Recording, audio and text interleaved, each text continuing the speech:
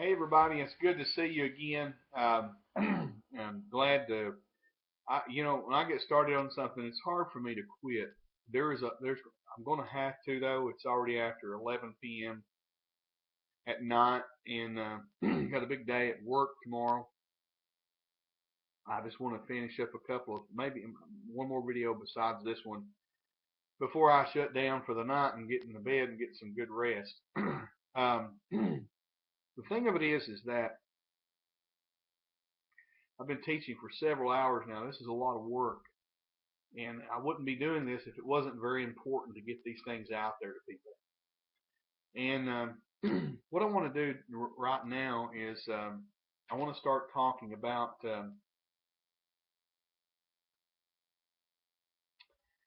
oh,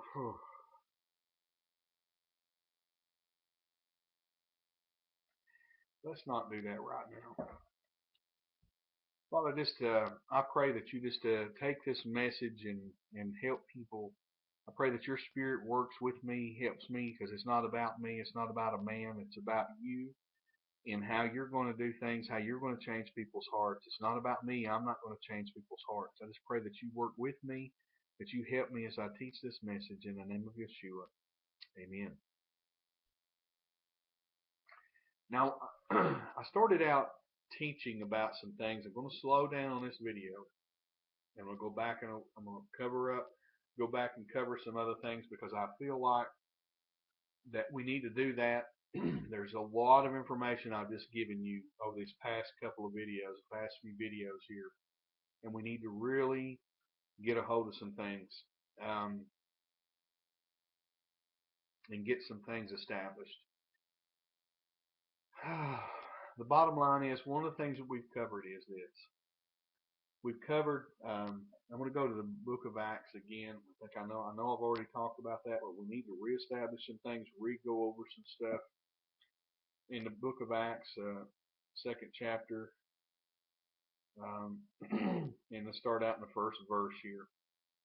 And let's read this in the second chapter here. It says, "And when the day of Pentecost was fully come, and now what you need to realize is this was a feast day. They were all with one accord in one place, and suddenly there came a sound up from heaven as of rushing mighty wind, and it filled all the house where they were sitting. And there appeared unto them cloven tongues, or divers different, group, a bunch of different tongues, cloven tongues, like as of fire, and it sat upon each of them. And in other words, different languages. There were a multitude of different languages, and they were all filled with the Holy Ghost and began to speak with other tongues as the Spirit gave them utterance. And it says, and there were dwelling at Jerusalem Jews, devout men. Now notice this, out of every nation. One of the things that we need to establish here is that Jews were all over the world. They were everywhere.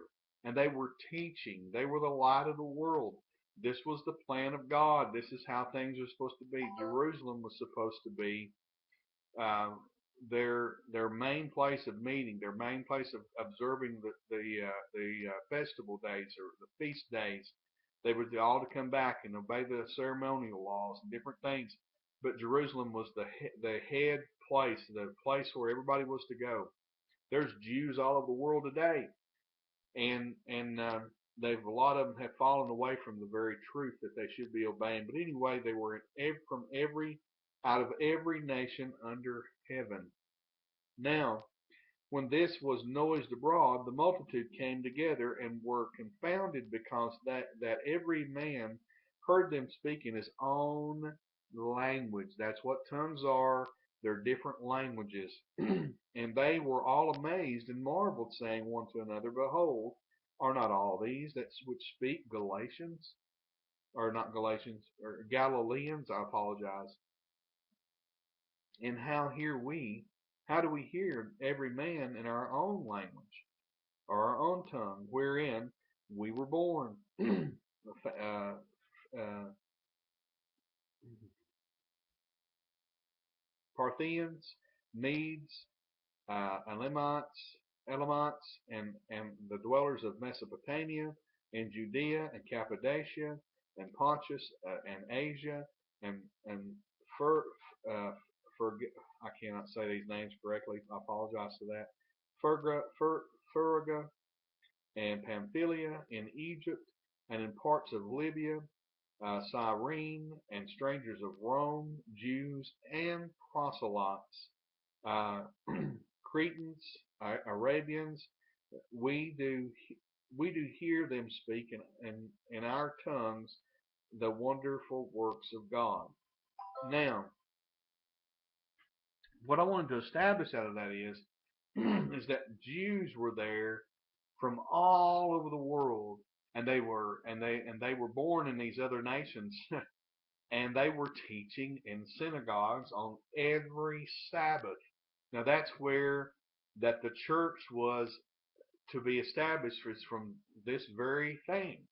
Well, you see, what took what was taking place was in Acts chapter 15, and we read about that a few minutes ago in another video, where in Acts chapter 15, let's go there really quickly, and let's establish this again, and let's prove to people and prove out of the scriptures how that in the scriptures, out of the scriptures themselves, that that they were being taught every Sabbath about the laws of Moses. It says,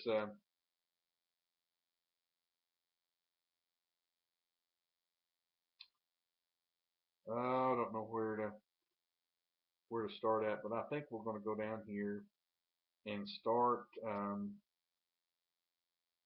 in verse 20. Well, let's start in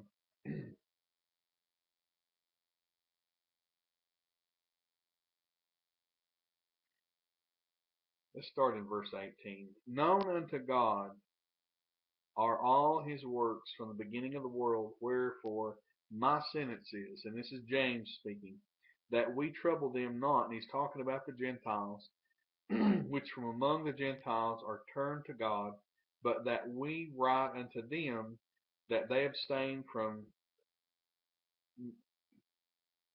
oh my God, abstain from pollution of idols and from fornication and from things strangled and from blood. Now notice he brought the dietary laws in here, and he brought fornication in here. I'm going to tell you about this. I hadn't told you about this in the other videos. But one of the things that this does is, if when you defile the temple of God with these things, when you defile your body, you're defiling the temple of God. See, which we are, and this is something that Paul very clearly explained in the book of Corinthians to the Corinthians. He explained this very clearly, got this out very plainly, and brought it out very plainly to them about how they was not supposed to do these things. And he told them, he said, you need to do these things.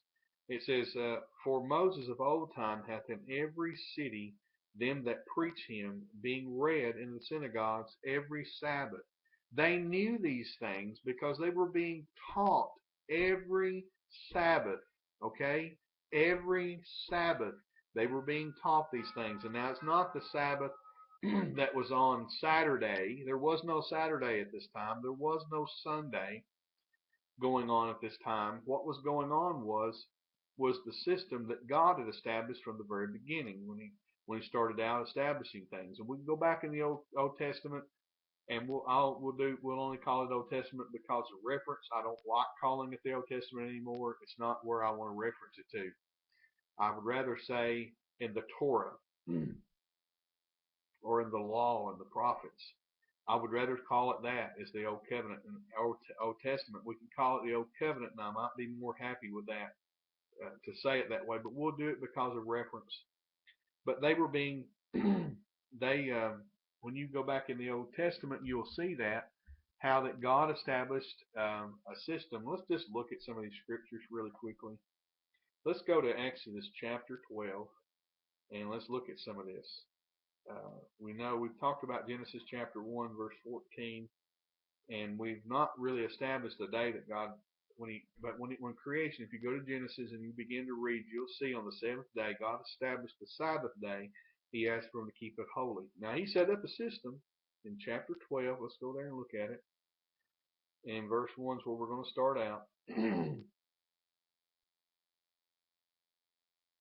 Now, the Lord, in verse 1 it says, And the Lord spoke unto Moses and Aaron in the land of Egypt, saying, This month shall be unto you the beginning of months. So God, see, here was, he was starting the system out right here.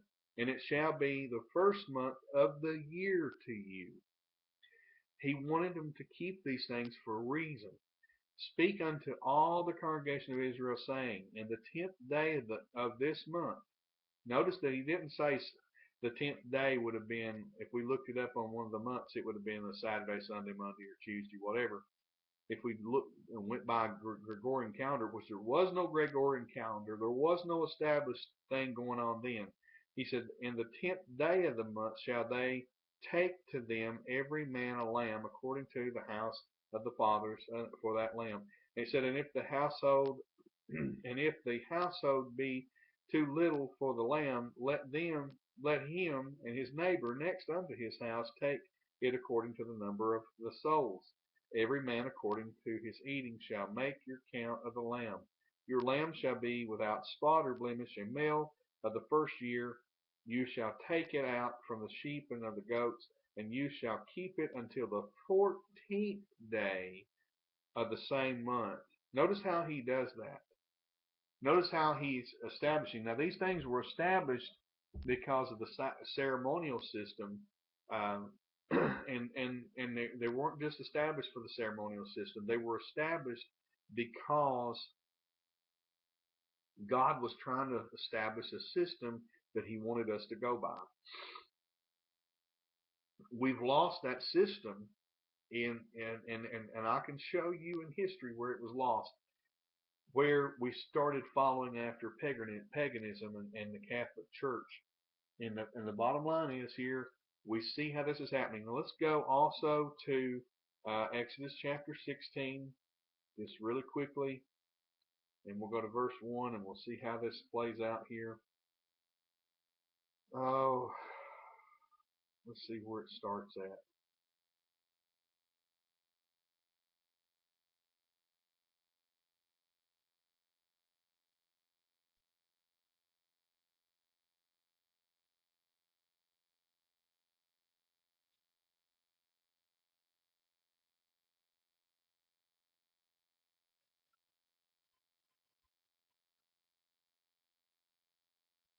Okay. Notice how God, he says here that the congregation's murmuring against him, and he said, at Sinai, it said, let's just read it. And they took their journey from Elim, and all the congregation of the children of Israel came unto the wilderness of Sin, which is between Elim and Sinai, on the 15th day of the second month. You notice he didn't say February. It was no such thing as February. And 15th day of the second month after their departing out of the land of Egypt. Now you'll notice that there's a pattern. If you'll read this and you begin to study this, there's a pattern being established here, how they're following this system that God established. There was a lot of good reasons why this system was established, and it's not just because it was for the Jews. This system was set up and established for all mankind. And we'll notice we could have held on to some of these things and got the understanding fully of them if we had done things the right way and stayed with our fathers of faith and stayed with them and learned from them. But we did not. There was a lot of things happened, a lot of confusion took place. But anyway, you can see this beginning to hold a pattern. On the 15th day of the second month, now listen now, you'll notice this was taking place here. They'd already come out of Egypt. The first month was when Moses was told in Exodus chapter 12. He says, now this will be the first month to you, the beginning of months of the year to you. And he told him what to do in the first month. Well, whenever Jesus came and died, did you know that he absolutely fulfilled under the system that God created? He fulfilled the Passover. That's how much this was important. He did it the very day of the Passover. He fulfilled it on the very day, on the very system that God established in the Word. And that's why these things are so important. These times and seasons and laws are so important for us to understand. They're very important because it was so important that Jesus fulfill the Passover the way that he was supposed to become the Passover lamb for all of mankind. And he was to do that under the system that God established. Now the system I'm talking about is that when a new moon comes, I already told you about this, but I'm going to retell you again. When the new moon came, and there's a lot of scriptures to prove this out. We're not going to get into all those. We can, because we may, before this whole teaching series is over. But right now I'm going to brush over it. I'm going to bring it out again. I've already talked about this once in an earlier video during this teaching. What happened was the new moon would come. They would spot the new moon, and this is in history, recorded history, that they did this, as well as in the Bible. Josephus talks about it. It's recorded in even in the Talmud. It's recorded. It's recorded in different places that are credible, that you cannot deny that it's the truth. What would happen though? The new moon. What I call a new moon is the moon goes through phases, and if you study science and all that, you'll learn about the phases of the moon in school, in grade school. My daughter right now, she's been learning about the phases of the moon and how it works, and how the new moon is whenever the moon goes through. First of all, it starts out and it gets a little bitty crescent moon, and then you'll see that when the very first of the moon comes, that is the new moon. And then as it progresses on, you'll see it coming into a full moon, and then that'll be your. I'm pretty sure, pretty positive. Yeah, I think that's your second Sabbath that takes place after the new moon. The second Sabbath after the new moon, you'll see a full moon, and then on the